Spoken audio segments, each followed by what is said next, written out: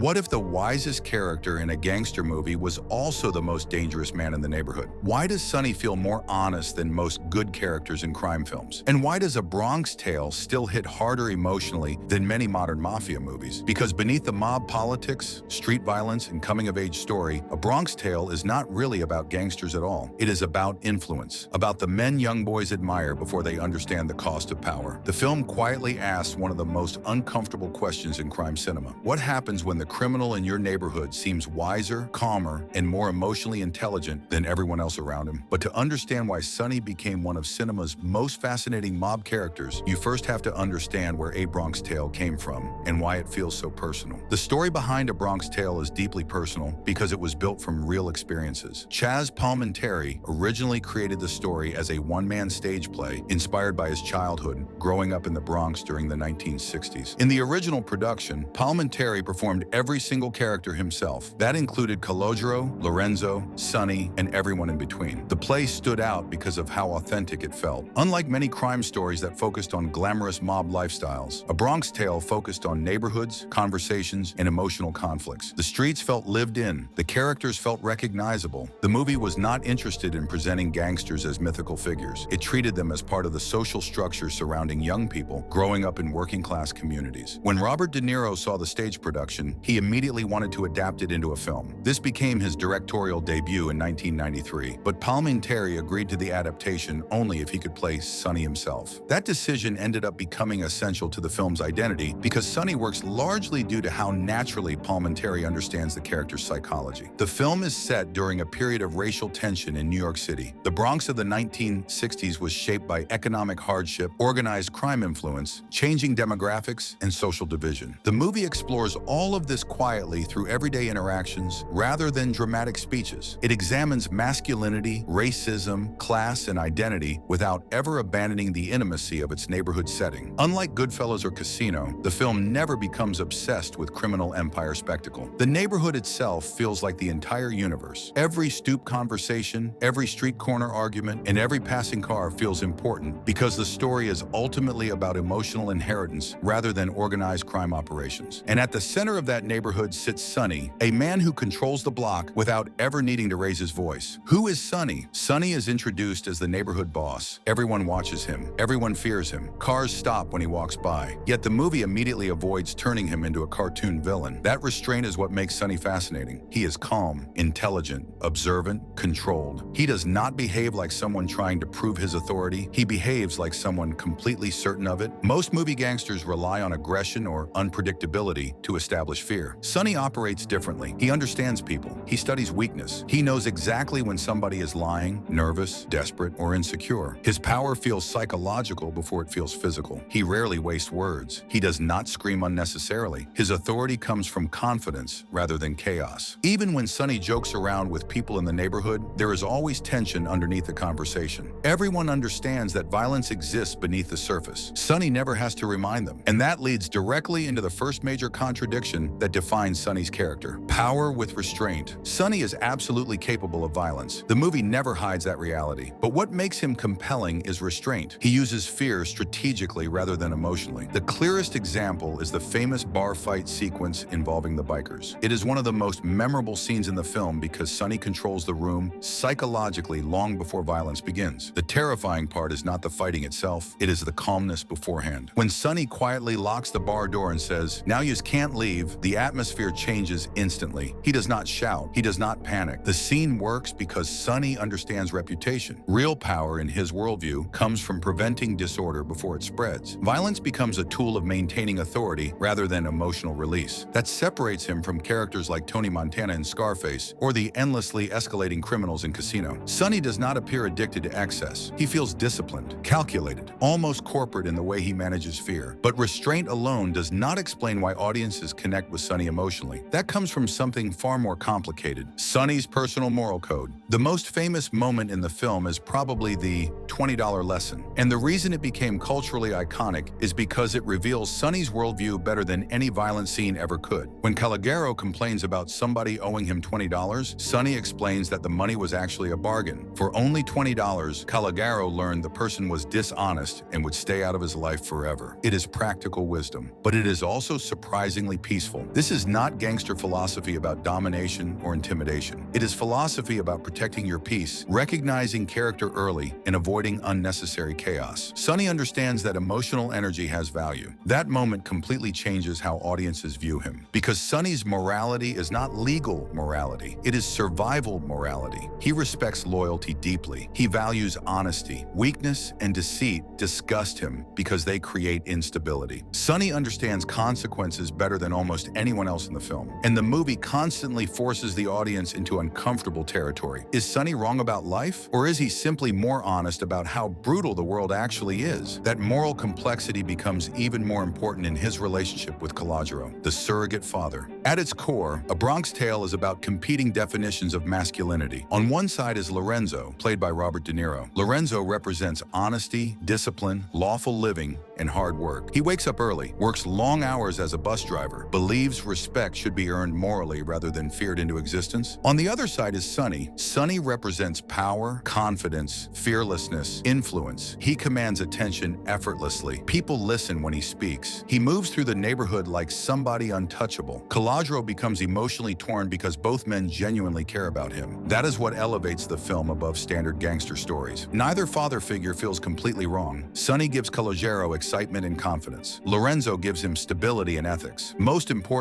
Sonny repeatedly warns Calogero about organized crime itself. He does not glamorize the lifestyle. He knows where it usually ends, prison or death. That self-awareness gives Sonny tragic depth. He recognizes goodness in Calogero and genuinely hopes the boy avoids repeating his mistakes. In many ways, Sonny becomes tragic because he understands that the very qualities making him powerful are also destroying his future. And that contradiction makes Sonny feel less like a villain and more like a man trapped inside the role his world assigned him. Charisma and presence. A huge reason Sonny remains iconic comes down to Chaz Palminteri's performance. The acting is remarkably restrained. There is no exaggerated screaming, no theatrical mobster parody. Most scenes rely on silence, eye contact, and controlled body language. Sonny rarely rushes. He speaks slowly. He studies people while talking to them. That restraint creates authenticity. Sonny feels like a real neighborhood figure rather than a cinematic archetype. He feels shaped by years of survival. Every gesture seems learned through experience. Even small moments become memorable because of how carefully Palminteri controls Sonny's presence. He understands that charisma itself can function as power. People follow Sonny because he appears emotionally certain in a world filled with uncertainty. But underneath that confidence is something darker. Sonny already knows how his story ends. Awareness of his own world. One of Sonny's most fascinating traits is self-awareness. He understands organized crime destroys people. He understands loyalty disappears quickly once fear weakens. He understands violence always returns eventually. Sonny feels post-ambition. He behaves like somebody who already learned the limits of power years earlier. Reputation means less to him than survival. Money means less to him than control. There is exhaustion underneath his confidence. That emotional layer gives the character sadness. Sonny acts like a man who accepted his fate long ago. He knows he cannot escape the environment that created him. Even when mentoring Calogero, there is a sense that Sonny is trying to protect somebody else from becoming him. And because of that awareness, Sonny's death feels less shocking and more inevitable. Tragic inevitability. Sonny mastered his environment, but he could never escape it. That is the tragedy at the center of the film. Violence creates cycles. Power creates enemies. Reputation attracts danger. Sonny understands all of this intellectually, but understanding consequences does not prevent them. His death is sudden, almost casual. The movie avoids turning it into a massive dramatic spectacle because realism matters more than cinematic grandeur. People living inside violence rarely receive poetic endings. Sonny's intelligence cannot fully protect him from the world he helped build. That randomness makes the scene emotionally devastating. Sonny becomes both warning and victim simultaneously. The same environment that rewarded his strength ultimately destroys him. And that duality explains why the character remains unforgettable decades later. Symbol of temptation versus reality. For Calogero, Sonny represents power, freedom, masculine confidence, and respect. But he also represents isolation. That duality is what makes Sonny such a powerful character study. He is aspiration and cautionary tale at the same time. The film never portrays him as purely evil or purely heroic. Instead, it treats him as deeply human, a product of environment, survival instincts, and lived experience. That realism is why the character endures. Many crime films simplify morality into heroes and villains. A Bronx Tale refuses to do that. It understands that young people are often drawn toward confidence long before they understand consequences. Sonny knows exactly how attractive power looks from the outside because because he built his entire identity around it. And that emotional realism is exactly why the film continues to resonate decades after release. Awards, reception, and legacy. After release in 1993, A Bronx Tale received strong critical praise, especially for its performances, screenplay, emotional authenticity, and direction. Robert De Niro earned widespread respect for his directorial debut because the film avoided flashy excess and focused instead on emotional intimacy. Meanwhile, Chaz Palminteri became permanently associated with Sonny. Over time, the film evolved into a cult classic. One reason it lasted is because it never fully romanticizes crime. The movie understands why people become attracted to power while still showing the emotional cost behind it. That balance gives the story maturity missing from many gangster films. Sonny's dialogue became culturally iconic. The $20 lesson continues circulating online decades later because audiences recognize genuine truth inside the character's worldview. And while films like The Godfather, Goodfellas, and Casino focus heavily on criminal systems and empire building, A Bronx Tale stands apart because it focuses on emotional influence instead. A Bronx Tale succeeds because it understands that power and wisdom are not always separated from danger. Sonny is not remembered as a typical gangster villain. He is remembered as a man who understood the world too well and knew his life had no real escape. In the end, Calogero was never choosing between good and evil. He was choosing between two versions of manhood. And Sonny already knew which path would survive. Make sure to like the video, share it with someone who loves classic cinema, and subscribe for more deep dives into legendary films and unforgettable characters. Also, let me know in the comments, do you think Sonny was ultimately a good influence on Calogero or a dangerous one?